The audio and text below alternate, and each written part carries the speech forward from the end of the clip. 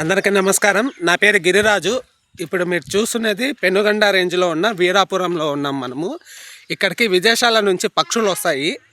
ఈ పక్షులు ఎక్కడి నుంచి వస్తాయి, ఎలా వస్తాయి, ఎంత దూరం ప్రయాణిస్తాయి, వాటి కలరు అవన్నీ ముందు స్టార్టింగ్ వీడియోలో వాటి డీటెయిల్స్ అన్నీ ఉన్నాయి చూడండి. ఇప్పుడు ఎదురుగా చూస్తున్న చెట్టుపైనే అవి ఏప్రిల్ మే నెలలో వచ్చి ఇక్కడ సంతానోత్పత్తి చేసుకొని 3 నెలలు చేసుకొని సంతానోత్పత్తి చేసుకొని మళ్ళీ తిరుగు ప్రయాణం చేస్తాయి. ఆ చెట్టు మొత్తం కొంగలైపోతాయి. ఇది పాల సముద్రం నుంచి 10 కిలోమీటర్ల దూరంలో ఉన్న వీరాపురం.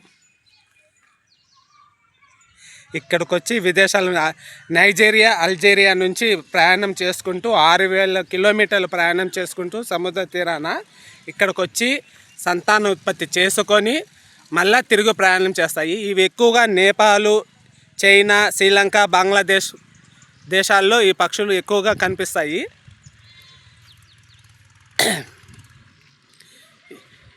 ఇది వీరాపురం గ్రామము.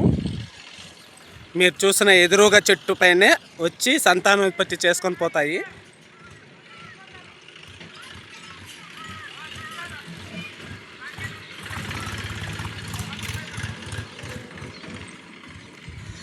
ఆ ఎదురుగా కనిపించే చెట్టు పైనే ఎక్కువగా పక్షులు వాళ్తాయి.